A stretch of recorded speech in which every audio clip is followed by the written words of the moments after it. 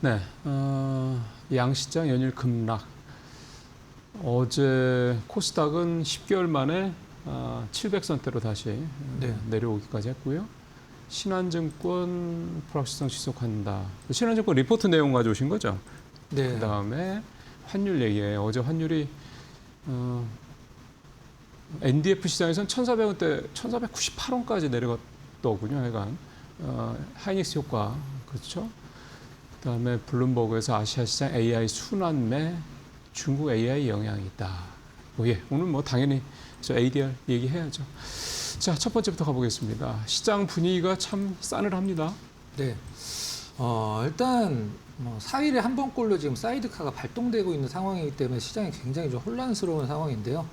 어제 장 마감하고 이제 애프터장에서 삼성전자는 3%가 더 떨어졌죠. 이제 우리가 흔히 이제 앱장이라고 얘기하는 부분에서 9%까지 이제 떨어졌는데 오늘은 일단 프리장에서 일단 상승세를 보여주고 있는 상황이긴 합니다.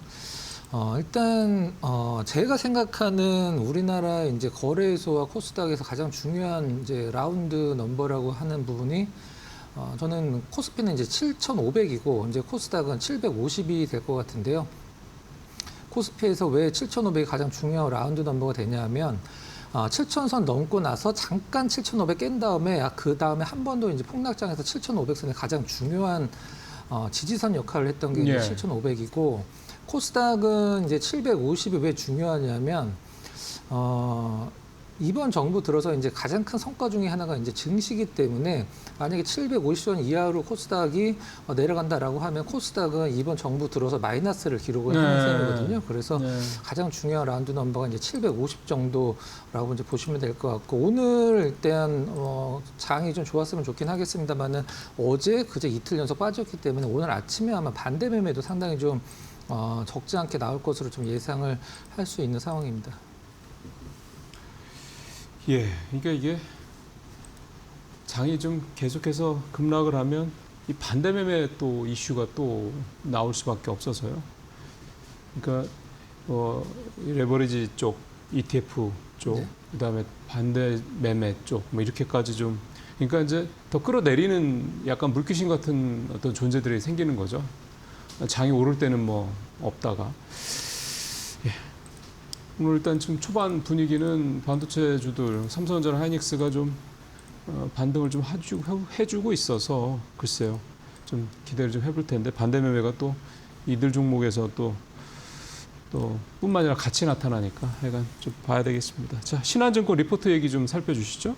당분간 박스권이다. 근거가 뭡니까? 시장이 안 좋으니까 이제 긍정적인 어떤 뉘앙스의 리포트들이 좀 거의 안 나오고 있는 상황이긴 그렇죠. 한데요. 신한증권에서는 이제 7월 달서부터 8월 초까지는 특별한 부분이 없다. 한마디로 이제 정보 공백을 이제 가격 조정에 반영하는 이제 국면이다 이렇게 좀 표현을 했는데요.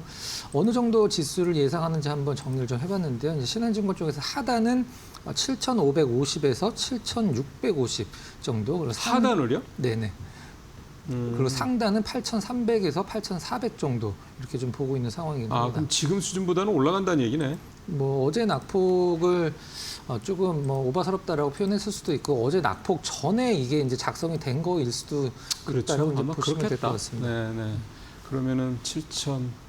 그러니까 그 아마 7,500선 얘기하는 게 아까 저 위원님도 얘기했던 대략 61선 전후 정도 뭐 여기를 이제 좋게 봤던 것 같은데 사실 여기서 밀리면서 추세가 무너졌다 뭐 이런 얘기도 어제 참 많이 나왔습니다. 그래서 오늘 장이 바로 좀 그 부분을 좀 메워줄 건지 좀 봐야 될 것 같습니다. 일단 지금 뭐 삼성전자, SK하이닉스는 일단 뭐 프리마켓에서 2%대 초중반, 4%대 초반 이렇게 상승폭이 좀 더 커지는 분위기이긴 한데 안심할 수는 없죠. 네.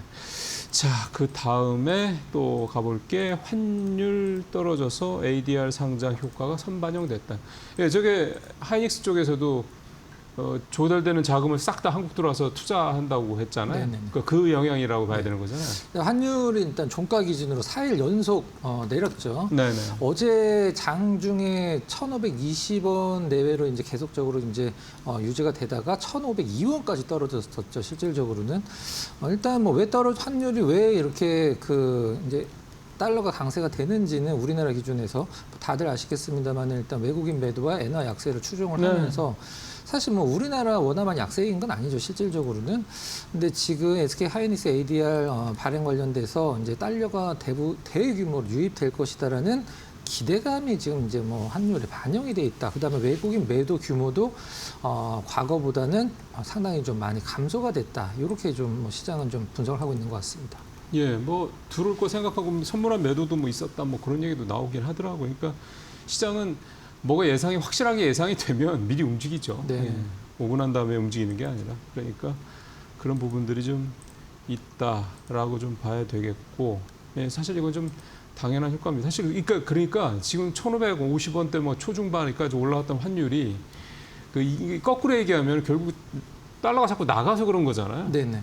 그 달러가 이렇게 두르면 확 떨어지는 거예요. 그러니까 이번 하이닉스 요건만 보더라도 우리 지금 외환 시장은 결국 자본 쪽 수급 문제다. 그러니까 달러의 수급 문제가 가장 큰 원인이다. 무슨 한국 경제 펀더멘탈이니 뭐니 뭐 다 필요 없고 그거다라고 명확하게 또 확인이 된 상황이다, 이렇게 좀 볼 수가 있겠습니다. 그래서 예를 들어 이제 그런 거잖아요. 또 좀 달러가 우리가 수출을 많이 하는데 왜 한국으로 달러가 이렇게 안 두르고 이렇게 그래서 환율이 올라가냐?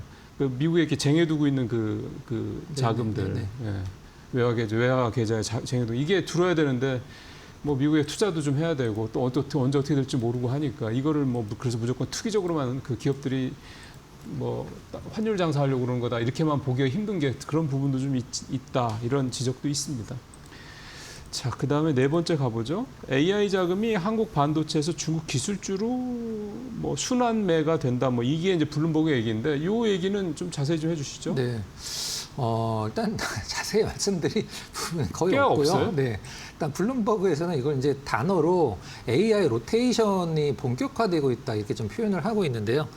한마디로 일단 정리를 하면 중국 주식이 지금 아시아 전체 평균보다 굉장히 싸다라는 어떤 분석입니다, 실질적으로. 이걸 이제 우리가 네. 보통 선행퍼라고 표현을 하는 부분을 체크를 해보면 중국 이제 기업 지수 전체적인 이제 항생에 이제 들어 있는 중국 기업 지수 봤을 때 퍼가 지금 현재 8.9배인데 아시아 지수 전체 평균이 한 13 정도 된다라고 해요. 그래서 이 우리나라에 있는 이제 삼성전자 하이닉스 쪽의 자금이 이제 중국 쪽 테크로 옮겨갔나라고 얘기를 하고 있는데, 제가 그래서 이제 중국 쪽 테크 이제 CSI 반도체 지수나 이런 거를 좀 체크를 해봤었는데, 일단 3주 정도 연속 하락을 하고 있긴 합니다만 고점에서 뭐 그렇게 많이 밀리진 않더라고요. 그래서 이렇게 우리나라처럼 약간 부침이 심하진 않고 좀 약간 유연한 좀 그런 조정이 지금 나오고 있는 상황이긴 한데, 아무튼 뭐 블룸버그 입장에서 발표를 한 부분들은 이제 우리나라 주식에서 이제 중국 테크주로 돈들이 조금씩 옮겨가고 있는 상황이다, 이렇게 분석을 좀 한 것 같습니다. 예. 이 밸류 차이 이렇게 좀 싸니까 뭐. 네. 예. 근데 이제 뭐가 메가 트렌드인지 이 부분은 또 명확하게 알고 있기 때문에 이제 그게 일부냐 뭐 전체 무게 중심이 옮겨가느냐, 그 차이가 또 있을 것 같습니다. 자, 이제 시간을 좀 최대한 앞에서 좀 확보를 했으니까요. SK하이닉스 ADR 관련된 얘기, 본주 영향 살펴보도록 하고요. 자, 그러면 우리 박 의원님 준비해 주시고 저는 프리마켓 상황 좀 보죠.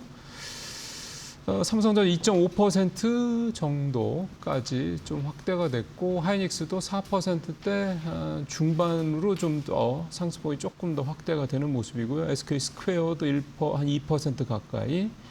네.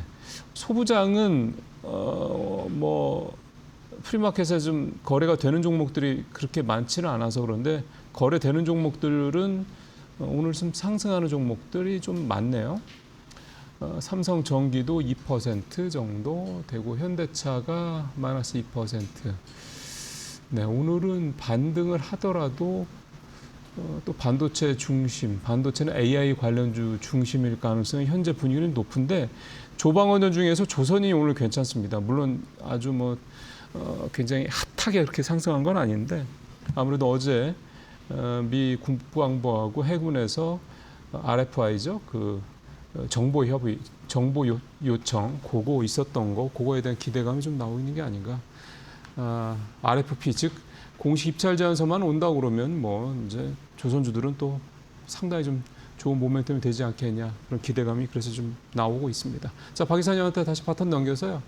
본주 영향, 이 사실 제일 중요하죠. 어제 좀 전에 제목에도 나왔습니다만 뱅크 오브 아메리카에서 뭐 본주를 팔아라 뭐 이렇게까지 얘기한 상황이기 때문에 많은 분들이 좀 걱정하시는 것 같습니다. 자, 이거 어떻게 봐야 될지 설명 좀 부탁드립니다. 네. 시장은 사실 가장 중요한 게 상승과 하락에서 가장 중요한 걸 무엇이냐라고 이제 물어보면 저는 명분이라고 이제 대답을 할 것 같은데요.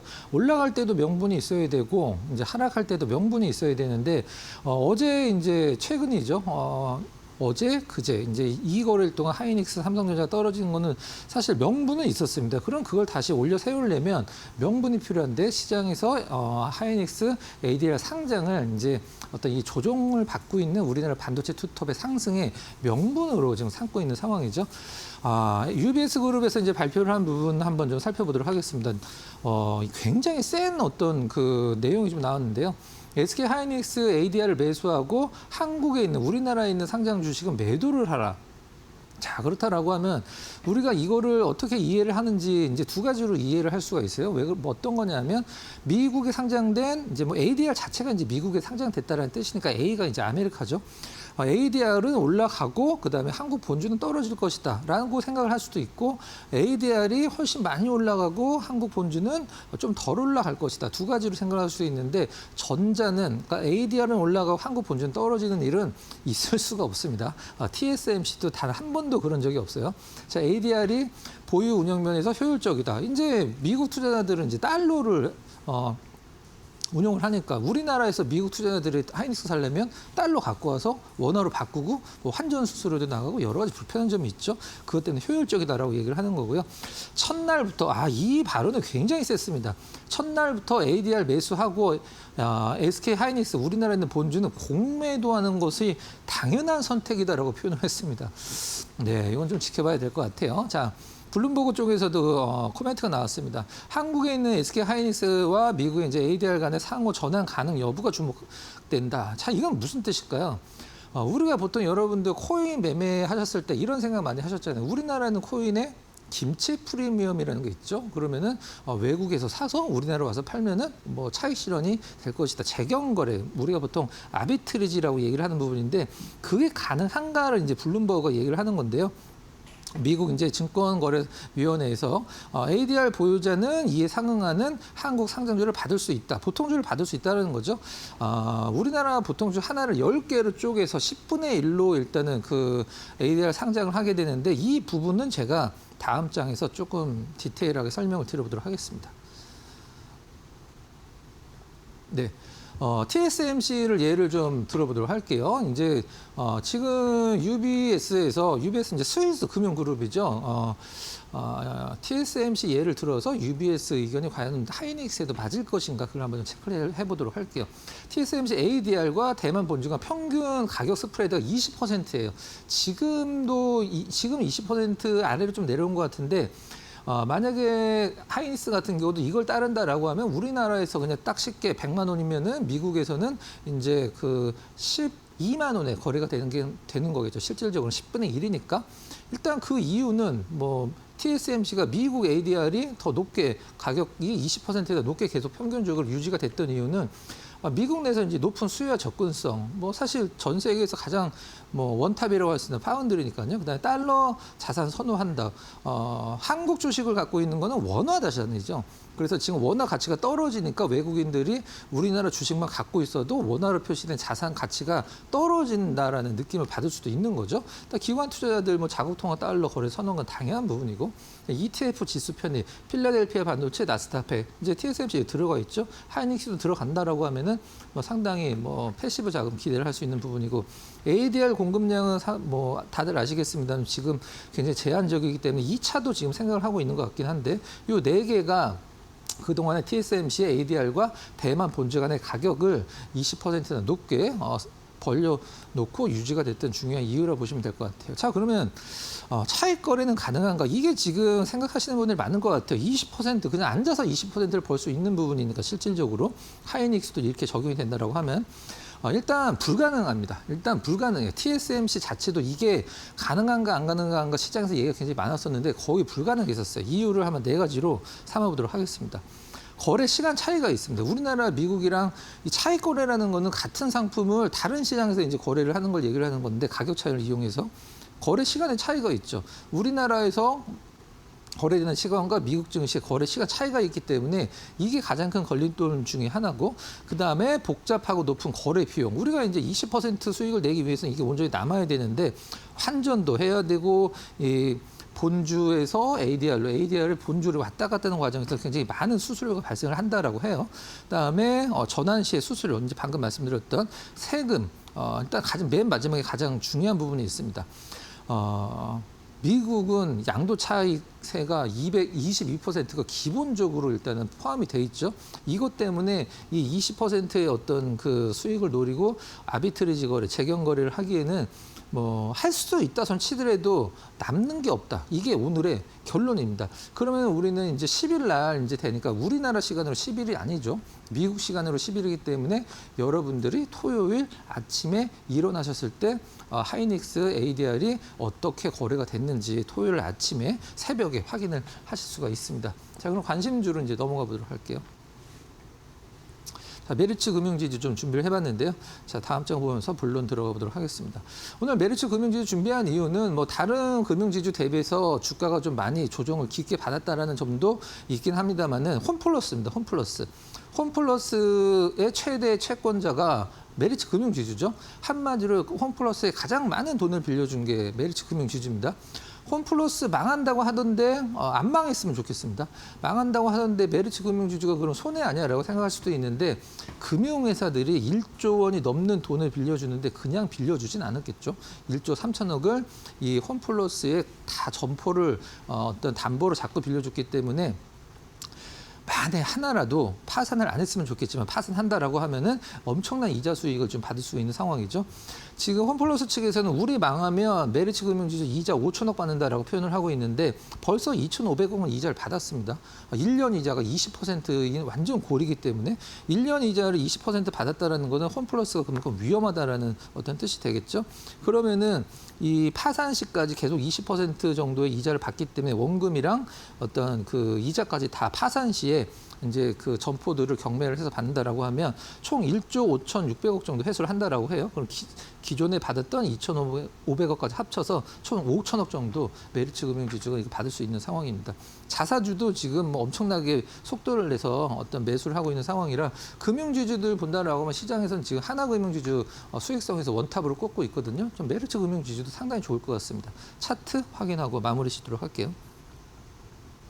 지금 다른 금융지주 사들 다 지금 이 정도 있죠. 이제 정보 좀 위에 있는 상황이긴 한데 메리츠 금융지주는 좀 한 몇 달 동안 바닥만 지금 콘크리트로 다지고 있는 상황이에요. 최근에 약간 고개 들고 있는 상황이고 이 수급은 사실 기관은 몇 년 동안 사고 있고 외국인들은 몇 년 동안 팔고 있거든요. 특별한 부분 아니니까 금융지주들이 시장이 좀 약간 어지러운 가운데에서 시장에서 중심의 어떤 흐름을 잡고 있는 부분 중에 하나라고 볼 수 있는 상황인데요. 뭐 5대 금융지주도 좋긴 합니다만은 메리츠 금융지주도 상대적으로 상당히 매력이 뛰어난 그룹이다. 이렇게 정리를 하도록 하겠습니다.